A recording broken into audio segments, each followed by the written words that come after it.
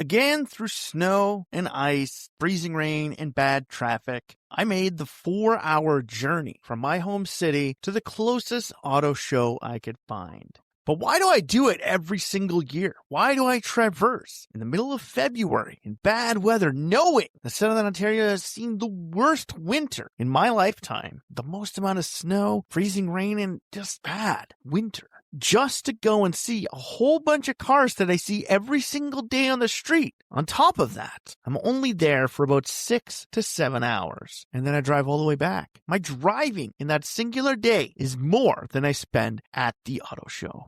But why do I do it every single year? Hell, I don't even get paid to do it, not even from our site or this podcast. But I do it every single year. And like a lot of other people out there, we have our reasons for going to auto shows. But why and what are some of the biggest auto shows in history that people go to? Well, today, AutoLooks is going to take a look at some of the auto shows that are out there, why people traverse to go to them, and why cities have them. All today on the AutoLooks podcast.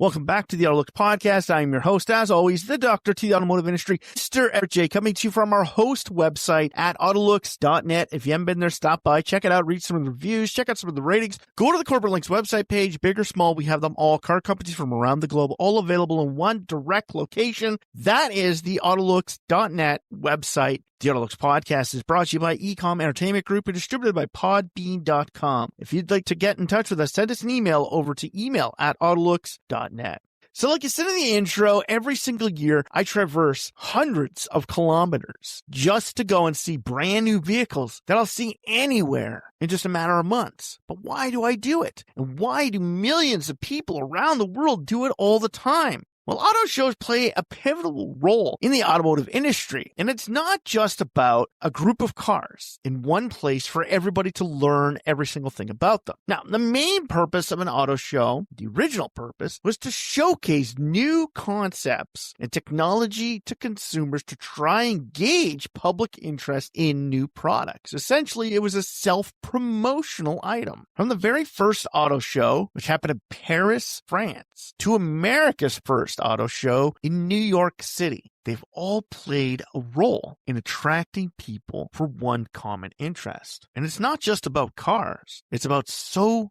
much more. For myself, traversing the hundreds of kilometers with my son every single year just to go down to see a massive dealership under one roof is about fun. It's about enjoyment. It's about business. It's about a great article, product information, great stories, and great conversations alike, which happen every single year when I go down to the Toronto Auto Show, or in the actual case of it, the Canadian International Auto Show. To me, it's just Toronto Auto Show, just like how we call it the Detroit Auto Show, not the North American International Auto Show. But you see, auto shows originally had a purpose of promoting products to a whole group of people. You got to remember, there were dealerships out there. And when vehicles first started in the late 1800s, telephones weren't even widely available to the consumers. So dealerships had to find an ingenious way to try and bring people into one direct location to showcase all of their products to the masses and get them interested in purchasing an expensive item. Now, for years and years, like centuries, we've had stores. And hell, even into the 1800s, we started gaining department stores, putting all kinds of products under one roof, making it easier for consumers to come out, see everything they need, and purchase everything they need in one direct location. Department stores were a big turning point at the end of the 19th century and the beginning of the 20th century. It really wasn't up until the 21st century that department stores started waning on consumer perception. Today, do you really look at going to a department store? Or is it just like, well, I can get that at Walmart, or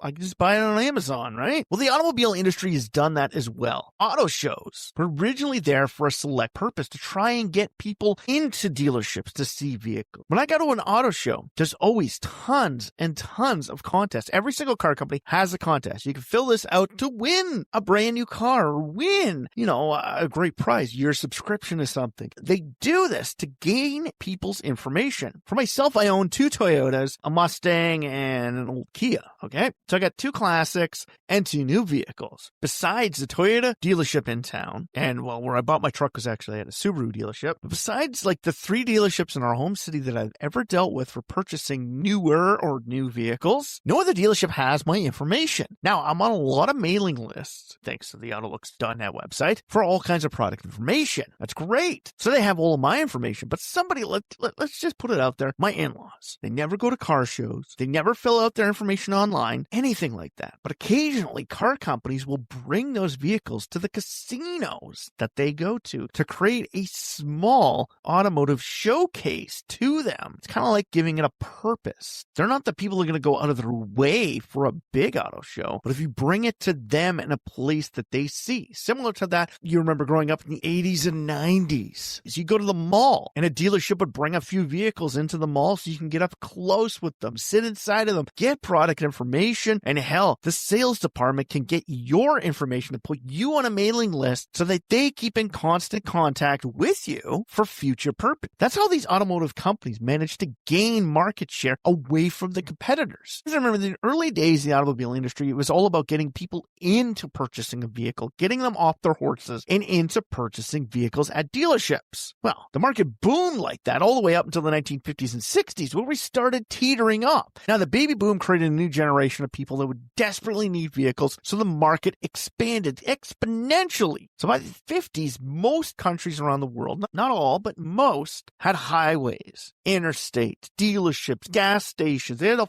full infrastructure for the automobile industry. And a lot of them were starting to get these dedicated auto shows. I remember classic car shows were around back then. We talked about that in our Classics Marketplace episode. But the new cars, auto shows like Geneva, New York, Detroit, Paris, Tokyo, in Canada, the Toronto Auto Show, and Montreal, they all started appearing. And it was really during the 60s and 70s with the explosion of the baby boom and a new generation that knew the automobile was needed, but more and more competition was out there. You got to remember, by the 60s, especially in the North American marketplace, all we had was North American companies. And by the early 60s, we were whittled down to 5. General Motors, Ford Motor Corporation, Chrysler Corporation, American Motors, and Studebaker. That was it. 5 big Americans. But by the 60s, car companies like Volkswagen, Datsun, Toyota, Nissan were making their way in. They were starting to take over market share, where the Americans created the automotive marketplace nearly everywhere in the world. What Ford and GM did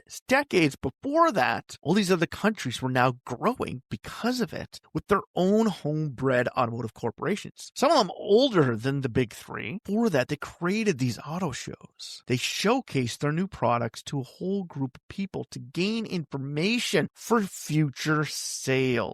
The auto show served a bigger purpose than what people thought. Now, there's 2 parts of an auto show. There's the original first week as the press week. That's when all the corporate dignitaries, board members, press, journalists, all show up to do their whole spiels about the corporations, what's going on. They showcase new concepts, new technology, and it's all about the showy portion of it. It's to say, hey, this is new. This is what we want. It's kind of like what Lamborghini did when they brought their very first car to the Geneva Auto Show. They did that to showcase that Lamborghini is not just about tractors. We're about cars. Ferruccio even said, I want a Geneva this year. Okay, well, by the time we get everything done, we'll do it next year. He's like, no, I want it this year. I'm like, well, that's only a few months away. He's like, yeah, make it happen. I need to be at that auto show. I need to show my supercar to the people this year to ensure we get sales. I can't be heavily investing into this thing. And auto shows is where that happened. We needed them to showcase brand new products to brand new clientele all over the world. And without those auto shows, those corporations couldn't get their products out there. You want to build a car company between the early days and the early 2000s, you had to do it at an auto show. Look back at auto shows even during the 90s and how many new car companies got their starts by showcasing their very first product at an auto show. The first Chinese products ever shown in North America were at the Detroit Auto Show, and I saw them back in the day. I saw Cherry, I saw Geely, I saw Great Wall Motors, GAC at the Auto Show in Detroit. Never once seen a single one of those car companies in Canada at any of our auto shows. It was kind of funny because this year in 2026, we broke down the barriers to allow their vehicles to come in. You'd think they would, but now with the introduction of the internet, they really don't, because now you can utilize social media and artificial intelligence, AI, to do promotion for you. So auto shows used to be about big corporations showing their new products, showing their new technology, and bringing the world together under one roof to showcase what they have new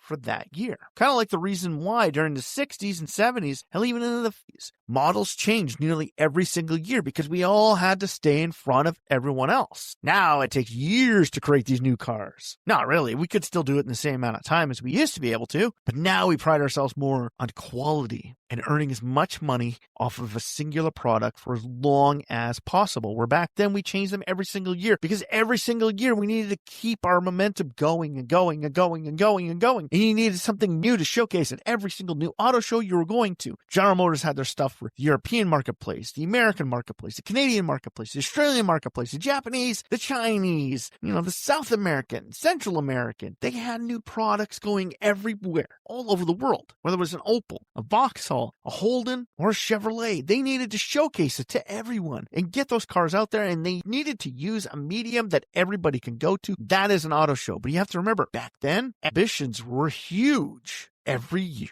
country around the world would host an exhibition to showcase what they could do. Canada, I've only ever known of hosting the World Exposition twice. Once, 86 or 88 in Vancouver, and then in the 60s? Late 60s or the 70s in Montreal. That's where that big Olympic dome thing. Well, that was the Summer Olympics that they also held too. Waste of money. But they utilized things to showcase their products to the world. And like I said, get tons of people under one roof for a same purpose and get information. Now, after the media day, after the board members go out and talk about their new products, how well the car company's doing, what their projected sales are for these vehicles, they showcase the new designs and new products that they're going to be working on for the future. They do all those press releases and showcase a new concept. This is what we're thinking of for the future. After that's all done, that 1 week of the press is all over and done with. They move on to the week where I'm allowed to go in. Yeah, I don't get invited to those press days ever.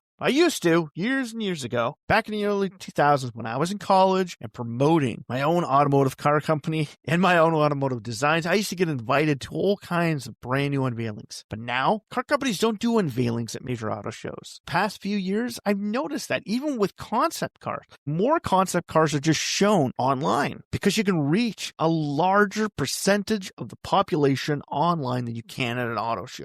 So for the auto show, in that second week used to come out that allowed all of us, the consumers, to go, where we could talk to the people. We can get pricing. We can get information. We can learn about every single car. We can price match underneath one roof and get information from tons of different car companies. They were made for the people who were not dedicated to one car company. And it also made it easier for salespeople to try and steal you away from the competition by literally jumping at you as you're walking through a show. You're there to just see the concept, but I don't know how many times I've gone just to get a picture of the concepts at an auto show to literally be attacked by sales associates, either trying to get me to sign up, for their newsletter or to win a brand new vehicle, or they see me standing next to one vehicle and they want to kind of gauge interest and try and get me talking about it and get to learn about it. What are your interests? What do you need this for? What size of family do you have? They ask all those questions. So sure, they get their information, but they also play every single person that's at the auto show to learn about them. Because if you have a great experience at an auto show with the people from a select company, you'll be more likely to purchase from them. Remember what I said? Something good happens to you with a business, you will tell 3 people. If something bad happens to you, you will tell 9 people. Every single year when I go to the auto show, nobody at the General Motors display, or hell, this year was the first year I ever had somebody at any of the luxury dealerships ever come up to me, well, let's just say, except for Lexus.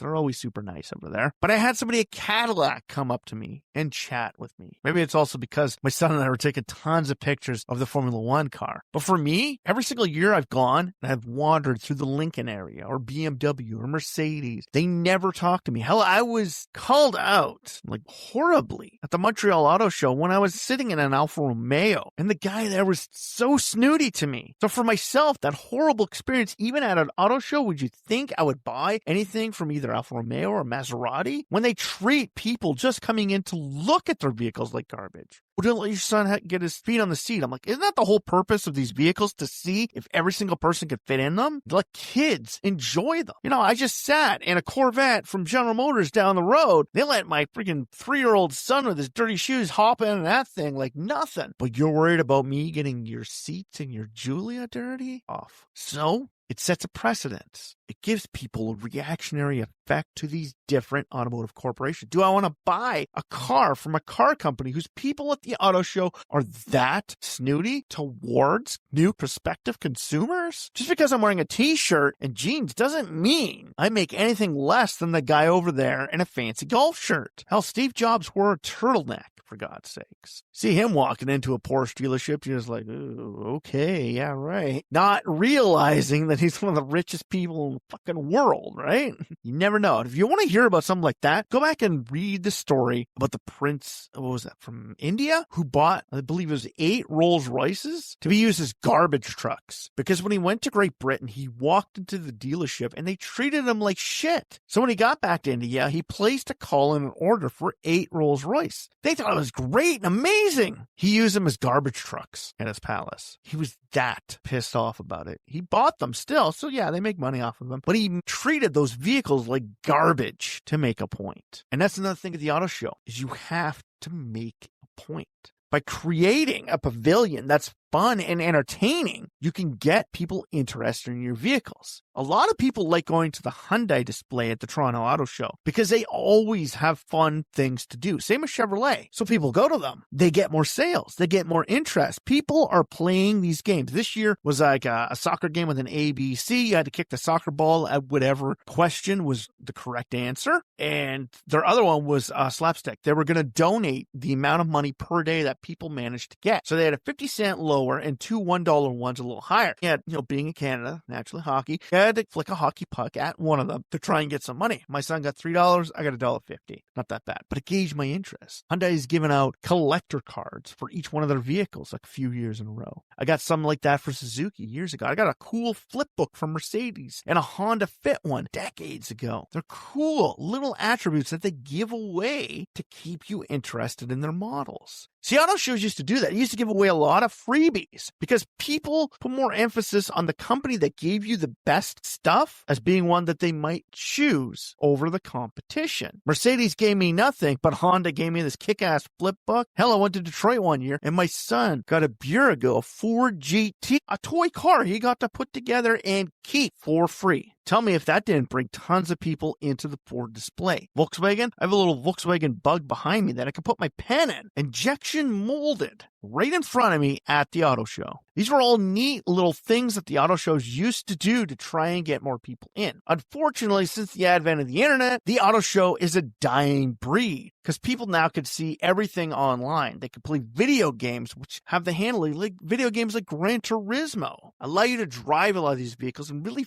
feel like they really are. Today, you can buy vehicles through Amazon. You can buy a Tesla online before you even ever sit in it. When it's dropped off at your house is the first time you get to drive it. You don't need to go to an auto show to test out a car, to get information. Information is at our fingertips. It's on our phones. It's on our laptops. It's on our tablets. It's on our work computers. The auto show is a dying breed. It's a place that once brought us all together for a common purpose, to try and get information, to try and sell us their products, and to showcase what was new that's coming out. When I first started going to auto shows in the early 2000s, even though the internet was still around, it was still a pain pain in the ass to try and get tons of information off the internet. We were still utilizing books for everything, and we didn't have handheld PDAs with all the information on it. So unless you were at home on the internet, if I wanted to physically feel these vehicles and see them and know how they handle and hear them, I had to either go to a dealership or a car show. Today, car companies are looking at stuff like the metaverse for doing online digital auto shows. Artificial intelligence will give us all the information we need about it. Lucid does an amazing thing. When you go to their dealership, you put on a virtual reality headset, and you could literally tap and build your Lucid from a VR system and see what it's going to be like before you ever get it. Hell, you can even drive it in the VR system. We're heading into a digital age where the actual physical auto show is no longer needed. People like me don't need to go out. We can get every single thing from home. We can even purchase our car from the sanctity of our own home couch. We can do all of that right there. With that, the auto show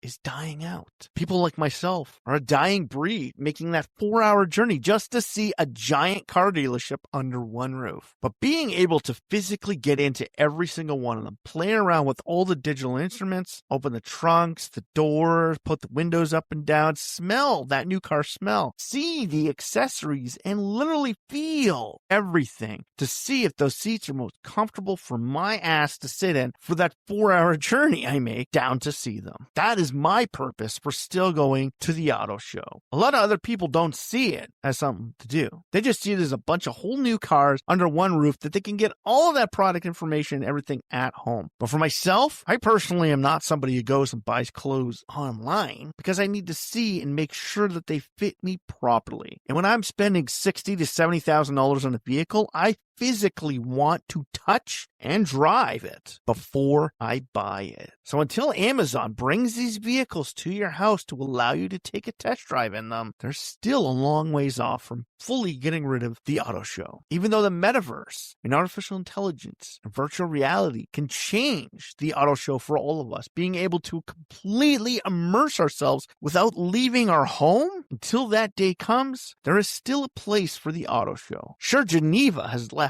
us. Frankfurt usually just sticks around either Frankfurt or Hanover now. Paris is usually every other year. Detroit is failing to stay alive. In the United States, New York and Chicago, hell, even Los Angeles are the only main ones. In Canada, Toronto sticks it out. Even Montreal has had having trouble. And Vancouver and Calgary are literally just dealerships. New concepts aren't showcased at these shows. New technology has now gone on to the Consumer Electronics Show, or even SEMA in the fall. We now see new technology from the automotive corporations at non-automotive shows. We see new cars online. We don't have to go out and physically touch and feel them anymore. And for that, the salespeople don't need to stand there and breathe down your neck all this product information in the hopes that they can hook you for that next automotive purchase. Car show. It's something that's still somewhat required of the automotive industry, but it's not a big demand. Auto shows today are essentially run by publishing companies. Toronto Auto Show is where they named Canada's car, SUV, and all that other crap of the year. Trust me, they gave the Kia EV9 Utility of the Year. What the fuck does that thing even have to do with utility? It's not a utility vehicle. It's a crossover utility vehicle, okay? Which means it's off-road. It goes on gravel driveways. You'll never climb rocks. It does not make it a dedicated utility vehicle. Sorry, a little tangent at the end there about those things, but it's used more for that. The Toronto Auto Show in 2026 had one concept in it. I used to go to Toronto and see at least 6 to 10 concepts. Detroit, I'd see 20 to 30. The show was just concepts back in the day. Now, I go to Toronto and I see one. This year is more about seeing the brand new F1 car from Cadillac and Audi. Pink Lego Cadillac that Terry Crews got to drive at the Las Vegas F1. Yes, Terry Crews, that was awesome. And I'm sorry, but you just make me laugh. Me hysterically all the time. You're great. I went for their 80s rehash show that they actually had. They had a working computer with Windows 3.1 on it. I have that original set of discs for that in my hands. And they had one working right there. It was more about the special displays than about the new cars. Sitting in some of those new cars and operating and figuring them all out was great. I showed somebody actually how to open a Cybertruck door. They There's a little button on the top right there. It's like, what happens if you get stuck in it? Well, battery explodes, you're fucked. I'm sorry. No wonder the Chinese are making it so you can't have those plush door handles anymore. So in all reality, the auto show, that 4-hour trek for me every single year, there's less and less of us doing it every single year. So car companies and publishing companies need to find new hooks to get you to come to the auto show. Where the Toronto Auto Show used to have every major car corporation that sells cars in Canada showcased there, now is missing a few of them. And one of them is actually manufactured in our own province. Honda doesn't show up to the Toronto Auto Show. When Hondas and Acuras have been built in this province, they don't showcase them. No Mitsubishis, no Volkswagen. Audi was only there because of their F1. Well, Nissan Infiniti, yeah, they were kicking. In reality, there's not a ton of vehicles anymore. There's all cars that we've already seen. It's all technology that we've already seen. It's only about a touch and feel industry now for the auto show. And having the chance to win something and grab yourself a great cup of cappuccino at the Buick stall at the Toronto Auto Show. That was my favorite point and has been there for nearly a decade. Besides those great attributes, there's not much else holding the auto show together for dedicated people to go to. It's a dying breed. Before too long, the auto show is going to eventually have to merge with the classic industry to keep itself alive. Because before too long, we're going to be able to go to an auto show anywhere in the world from our own home. So if you like this podcast, please like, share, or comment about it on any major social feeds or streaming sites that you found the AutoLooks podcast on. Like us, share us, comment about us, send us a feed at the bottom, share this with your friends, and tell them about what auto shows you've been to or which ones maybe you should go to. And if you want to find out more about car shows from around the world, go to the AutoLooks.net website. If you just hover over the Corporate Links website page, you'll have drop-down menus. One of them is auto shows, and it has links to nearly every major auto show around the world, all available from the AutoLooks.net website. And after that, stop by, read some of the reviews, check out some of the ratings, go to the Corporate Links website page, or hell, even check out the help pages to find out other things besides auto shows, car customizations, 3D parts, things that make it easier to bring the automotive world together, because that is the AutoLooks.net website and what it is all about. It is bringing the automotive world to one place. The AutoLooks podcast is brought to you by Ecom Entertainment Group and distributed by Podbean.com. If you'd like to get in touch with us, send us an email over at email@autolooks.net. So for myself, Everett J, the Ecom Entertainment Group, and Podbean.com, strap yourself in for this one fun, wild ride that the auto shows of the world are going to take us on.